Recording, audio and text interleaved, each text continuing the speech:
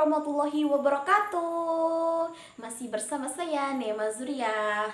Nah, untuk kali ini kita akan membahas kebahasaan teks eksposisi. Nah, kebahasaan itu meliputi apa aja ciri-cirinya? Oke, untuk yang pertama itu ada istilah, kemudian ada adjektiva, lalu untuk selanjutnya ada afiksasi, terus ada verba dalam teks eksposisi, ada pronomina. Untuk yang terakhir ada konjungsi dalam teks eksposisi. Untuk selanjutnya ada pronomina. Pronomina atau kata ganti adalah jenis kata yang menggantikan nomina atau frasa nomina. Nah, pronomina itu ada pronomina persona, selanjutnya ada pronomina petunjuk, kemudian ada pronomina penanya. Nah, untuk yang pertama itu ada pronomina persona, adalah kata ganti yang mengacu seseorang. Pronomina perseorangan dapat dibagi menjadi 3 jenis. Nah, untuk yang pertama itu ada pronomina persona yang menunjuk orang pertama.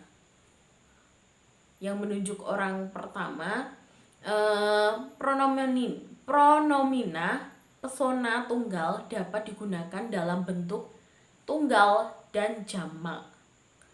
Dalam bentuk tunggal, bentuk pronomina yang digunakan adalah saya,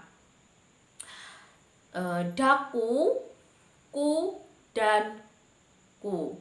Dalam bentuk jamak, bentuk pronomina yang digunakan adalah kami dan kita. Untuk yang selanjutnya itu ada pronomina persona yang menunjukkan orang kedua. Nah, pronomina persona yang menunjukkan orang kedua dapat digunakan dalam bentuk tunggal dan jamak. Dalam bentuk tunggal, bentuk pronomina yang digunakan adalah engkau, kamu, anda, dikau, dan mu. Dalam bentuk jamak, bentuk pronomina yang digunakan adalah kalian, kamu sekalian, dan anda sekalian. Selanjutnya ada pronomina persona yang menunjuk orang ketiga. Pronomina persona yang menunjuk orang ketiga dapat digunakan dalam bentuk tunggal dan jamak. Dalam bentuk tunggal, bentuk pronomina yang digunakan adalah ia, dia, beliau, nya. Dan dalam bentuk jamak, bentuk pronomina yang digunakan adalah mereka dan nya. Oke, selanjutnya ada pronomina penunjuk.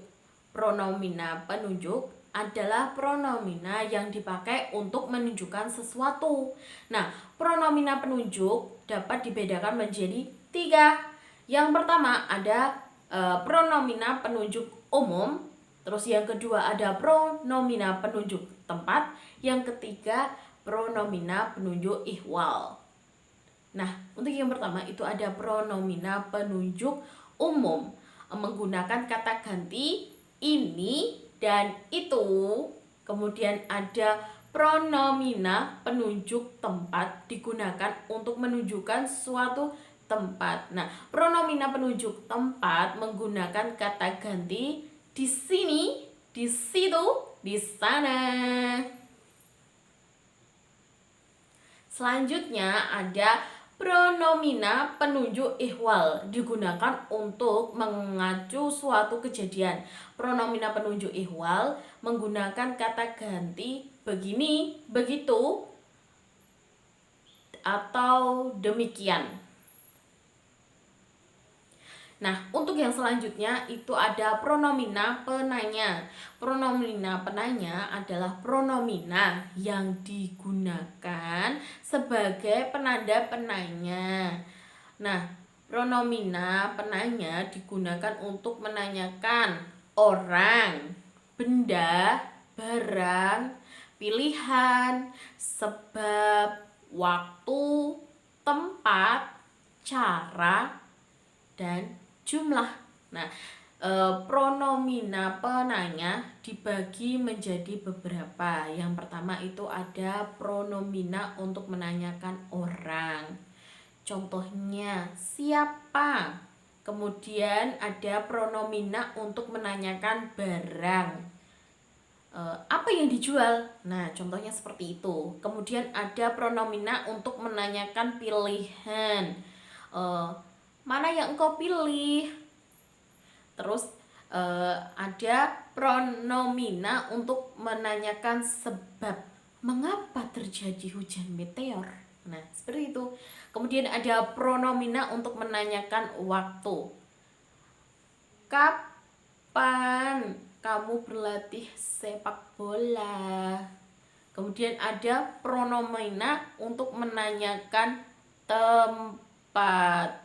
Nah, di mana rumahnya si Rifki? Nah, kemudian ada pronomina untuk menanyakan cara.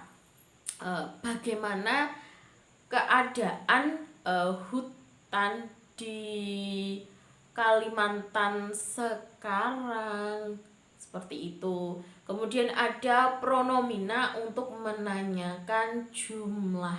Berapa jumlah korban letusan Gunung Merapi? Nah, kemudian ada pronomina yang menanyakan urutan atau tingkat.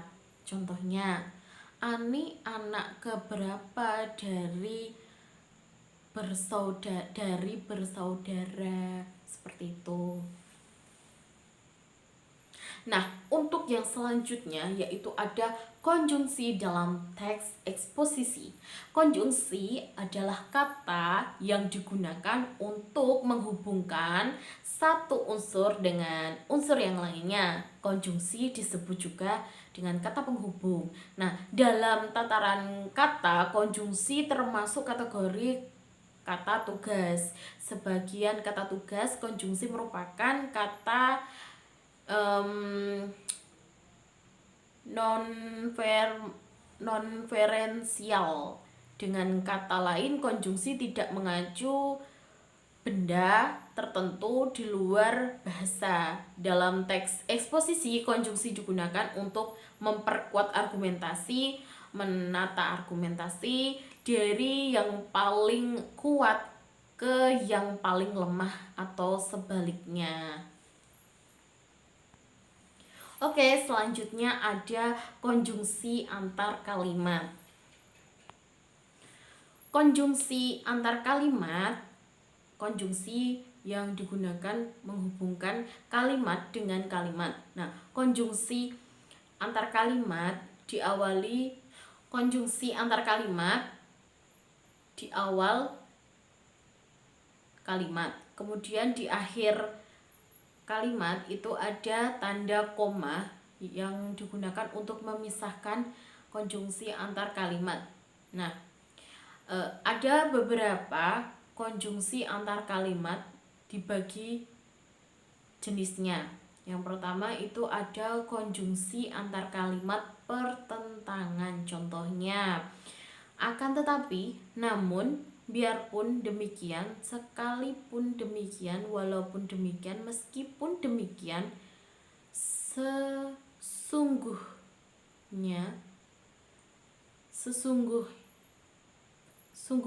pun demikian. Kemudian ada konjungsi antar kalimat waktu. Kemudian sesudah itu, setelah itu, sebelum itu, selanjutnya. Kemudian ada konjungsi antar kalimat penambahan. Penambahan itu contohnya ada tambahan pula, lagi pula selain itu. Kemudian ada konjungsi antar kalimat, yaitu pembalikan, contohnya sebaliknya. Nah, kemudian ada konjungsi antar kalimat keadaan, contohnya sesungguhnya, sebenarnya. Kemudian selanjutnya ada konjungsi antar kalimat penguatan, contohnya malahan, bahkan.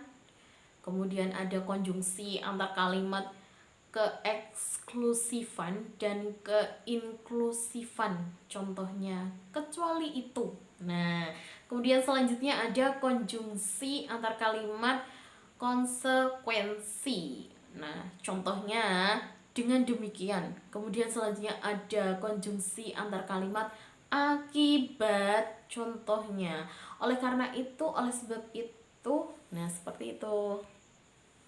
Nah, untuk selanjutnya ada konjungsi subordinatif. Nah, subordinatif memiliki jumlah anggota yang lebih dari konjungsi lainnya, karena konjungsi subordinatif dapat dibagi sebagai berikut. Nah, untuk yang pertama itu ada konjungsi subordinatif waktu. Nah, contohnya itu sejak, semenjak, sadari, sewaktu, ketika, tatkala, sementara, begitu, seraya, selang, terus ada sambil, demi, setelah, sesudah, sebelum, sehabis, selesai, seusai, sehingga, sampai. Kemudian yang kedua itu ada konjungsi subordinatif syarat. Nah, contohnya itu jikalau, terus asalkan, terus ada bila, manakala. Nah, untuk yang selanjutnya itu yang ketiga ada konjungsi subordinatif pengandaian. Contohnya andaikan, seandainya, seumpama, sekiranya. Terus yang keempat itu ada konjungsi subordinatif tujuan. Contohnya agar, supaya, biar. Kemudian yang kelima itu ada konjungsi subordinatif konsesif. Contohnya biarpun, meskipun, walaupun, sekalipun, sesungguh pun, kendati pun. Nah, untuk yang selanjutnya ada konjungsi subordinatif pembandingan. Contohnya seakan-akan, seolah-olah, sebagaimana, seperti, sebagai, laksana, ibarat, daripada, alih-alih. Nah, untuk yang ketujuh itu ada konjungsi subordinatif sebab. Contohnya sebab, karena, oleh sebab. Nah, untuk yang ke-8 ada konjungsi subordinatif hasil. Nah, contohnya itu sehingga, sampai, makanya. Nah, kemudian yang ke-9 itu ada konjungsi subordinatif alat. Nah, contohnya itu dengan, tanpa. Kemudian yang 11 itu ada konjungsi